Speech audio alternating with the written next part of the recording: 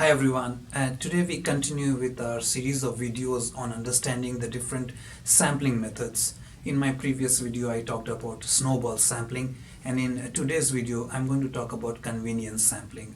So convenience sampling, what it is, when do you use it, what are the advantages, what are the disadvantages, what are the factors that you should be mindful of to make sure that when you describe convenience sampling method in your methodology, the examiners and reviewers don't have any doubts or questions or queries or concerns about the sampling method and whether it was appropriate for your research or not.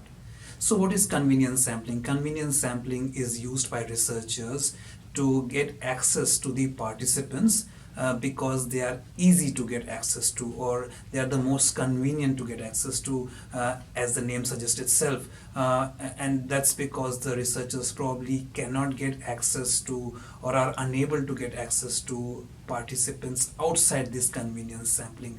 Now, let me give you an example. Now, during COVID, when the researchers were unable to travel, researchers had to resort to convenience sampling, people who they could get access to based on the ease of access. Or let's say an academic or a lecturer, university lecturer wants to conduct or collect data from his or her students, and the students are in the classroom, easy to get access to. The students know that this is the researcher, and the researcher can easily explain his or her research and collect data quickly. That is also convenience sampling. Now, of course, there are advantages and disadvantages of it, and we'll talk about that. So, what are the advantages? Of course, the obvious advantages is that it is very easy for the researcher to get access to the participants. It is very easy to follow up for the researcher as well if any surveys have not been filled properly, or any additional data is required, or to observe the participants. If they have to be observed in a setting, the researcher has easy access to them. There are certain, it is cost effective, of course, it is much cheaper, it is much easier. You may also get access to a lot of participants depending on, of course, the research area, but sometimes you can get access to a lot of participants. For example, if you are studying the community for any reason, or if you are studying students, as I have previously mentioned. So convenience sampling uh, is also employing a random kind of a selection technique. Although you must understand that in probability sampling, when we say random, that means that everyone has an equal chance of being selected for the participation. But in convenience sampling, when we say the word random sampling or random technique is being used, although we do select participants based on the ease of access and they are random, sometimes it is not random because often participants get missed out. I'll give you an example. Let's say a highway is being constructed near a residential area, and you want to survey the people living in that residential area about the impact that that highway will have on their living conditions. You start, you wait at a church, or you wait at a bus stop, or you wait at a subway station, and you wait for the residents of that community to be coming out of the subway station, and you start interviewing them. Now, you will miss out on people who have not used the subway for that day. So that way, although convenience sampling does use a random technique, often people do, or people can get missed out. The other disadvantages is that it often suffers from something called sampling bias, and this sampling bias occurs because that you can miss out on certain sections of the population because you're engaging in convenience sampling. Sometimes you will not be able to access the population which can more or less reflect on the larger population. So let's say, for example, you are trying to study the learning of students who come from divorced parents, and you have access to you have convenience or of accessing students in a school, and you do access all the students in a school who are coming from broken homes. However, that sample may not be enough for you to make it a representative sample, or for you to generalize it to a larger population, because you're sticking only to a convenience sampling of one single school.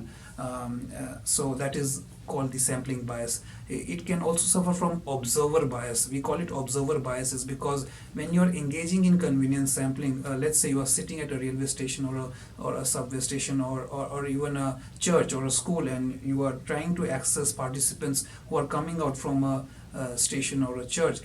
You will only approach people who look the friendliest, who look approachable, and you will ask them questions. People who may not look approachable but may form the may tick off all the boxes and the criteria of your research participation may get missed out because they appear unfriendly. So as a researcher, it is often called the observer bias as well. The third disadvantage is often researchers pay money or incentives to convenience samples. So people are often bribed, for a lack of a better word, or offered incentives to participate in the research. In that case, what happens is that the convenience sample who are getting any kind of incentives or monetary benefits will answer questions based on what will please the researcher and not give their true opinion.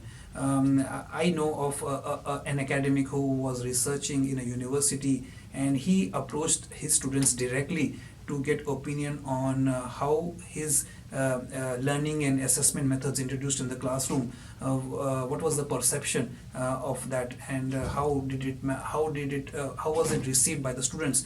And because it was the lecturer who was asking them questions, the students answered favorably favorably towards what the academic or the lecturer wanted to hear.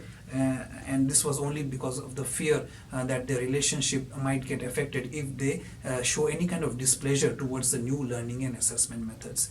So this is the third disadvantage of such a convenience sampling. So convenience sampling, of course, is often used, mainly first is it is used when you want to get access to opinions or perceptions of a large section of the population. It is also used if you want to do a pilot study before the main study. So doing a pilot study helps you to recognize the downsides or the flaws of your research design so that you can address it and then use it on a larger population or a sample size rather.